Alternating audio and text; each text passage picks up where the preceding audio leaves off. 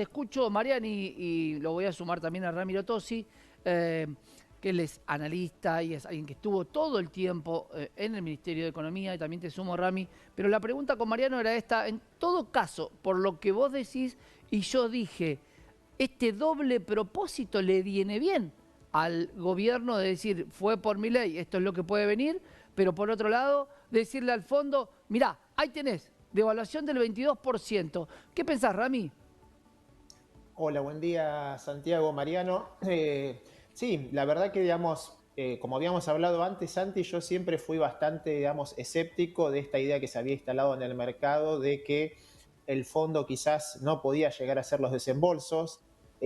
Visto lo que fue la configuración de los pagos que hizo Argentina con Qatar, la ampliación del swap de China, tenía la impresión de que el acuerdo con el fondo implicaba un compromiso de política que quizás el gobierno obviamente no lo pudo transparentar a pleno en la previa a las elecciones, pero recordemos que ya el fondo había advertido en el propio Staff Level Agreement de cierto desalineamiento del tipo de cambio y que eso había haber que corregirlo. Me parece que el gobierno pragmáticamente lo que hizo fue esperar el resultado de las elecciones para que no interfiriera en la dinámica electoral y que ahora veremos cómo se reacomodan todas las variables en función de este aumento en la tasa de interés, que de nuevo, otro compromiso asumido con el fondo, trata de llevar la tasa a terreno real positivo, por eso el aumento en la tasa es casi simétrico a lo que es la devaluación del tipo de cambio, y un movimiento del tipo de cambio que fíjate que queda un poco por arriba de lo que era ese dólar diferencial, que probablemente, digamos, induzca algún movimiento posterior en la liquidación de divisas, no ya de las que estaban en el régimen especial, sino en general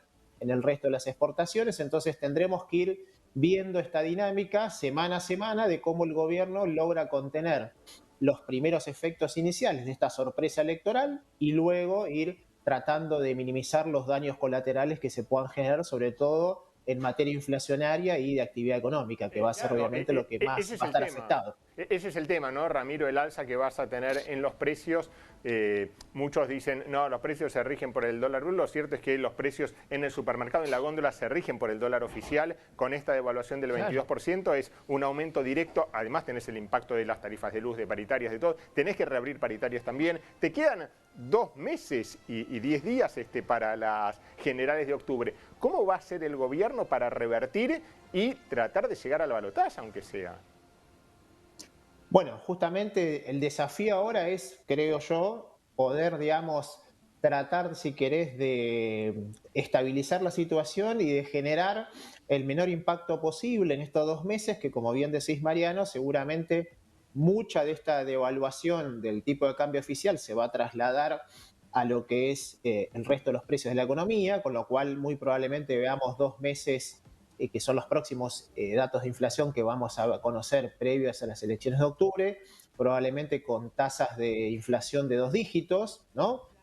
Con lo cual, obviamente que del lado de actividad y del lado de inflación no van a ser buenas noticias para el gobierno y yo creo que ahora habrá que reconfigurar un mensaje a la ciudadanía que de alguna manera lo seduzca en función de cuál es verdaderamente el modelo económico, cuáles son las medidas que efectivamente mi ley puede llegar a tomar y cómo eso puede o no, eh, digamos, trasladarse en lo que sería un resultado económico concreto. Me parece que tenemos grandes enunciados, pero todavía poco detalle de cuál es la propuesta económica concreta y creo que en estos 2 meses tendremos que tener mayor grado de claridad sobre hacia dónde se puede, digamos, dirigir esa fuerza política, ¿no? El dólar MEP seguirá siendo subsidiado por el gobierno, está a 600 de 540 que había cerrado el 612. viernes, ahora aumentó, cerrado 630 recién, cada vez se te va mucho más alto.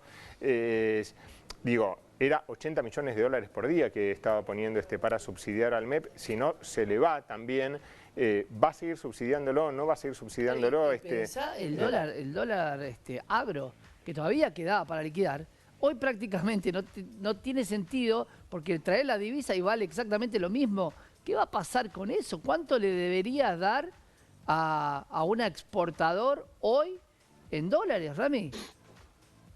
Bueno, justamente por eso te hablaba, Santiago, de que ahora hay como que reconfigurar todo el tablero, ¿no? A partir de lo que pasó este domingo, y yo creo que el gobierno pragmáticamente va a tener que atacar, digamos, las variables fundamentales, que son inflación, tipo de cambio, tasa de interés, y ver cómo en ese triángulo puede maniobrar y tratar de priorizar los objetivos que pueda priorizar de acá a las elecciones de octubre. Claramente, inflación, actividad no van a colaborar positivamente, con lo cual creo que el desafío es lograr una estabilidad en función de este nuevo nivel que vamos a tener de tipo de cambio, de tasa de inflación, y contener y estabilizar la brecha en un nivel que, por lo que estamos viendo ahora, tampoco son de niveles, si querés, de octubre del 2020, ¿no? Sí. Así como también, y a mí, digamos, me tocó estar del otro lado en el 2019, si vos mirás las reacciones de precio, tanto en bonos como en acciones, lejos está de lo que fue la reacción de agosto del 2019. O sea, es una reacción donde el mercado está también recalculando, pero lejos de ese escenario de volatilidad extrema que vimos en 2019, con lo cual en los próximos días seguramente veamos que el mercado va a encontrar un punto intermedio de cuál es el nuevo valor de estos primeros precios que estamos viendo ahora. Rami, te voy a dejar una tarea para el hogar, no para ahora. Quiero que me digas, con el precio de hoy del dólar, ¿qué va a pasar con los bonos reestructurados? Porque todavía debes tener esa planilla con el precio del dólar hoy. ¿Qué puede llegar a pasar? Pero eso es la próxima. Gracias, Dale, Ramiro. cómo no, Santiago. Era Ramiro Tosi, la mano derecha Buena de semana. Martín Guzmán en el Ministerio de Economía. Pensar que le echaban la culpa a Guzmán, ¿no? Esta es la herencia de Guzmán, Ahí que está decían, la ¿no? reestructuración de deuda, Marian. ¿Es lo mismo pagar un bono con un dólar de 500 que con un dólar de 800? ¿Qué va a pasar con esa reestructuración? Te lo va a contar Ramiro seguramente en una próxima entrada. Ya seguimos acá en Canal E.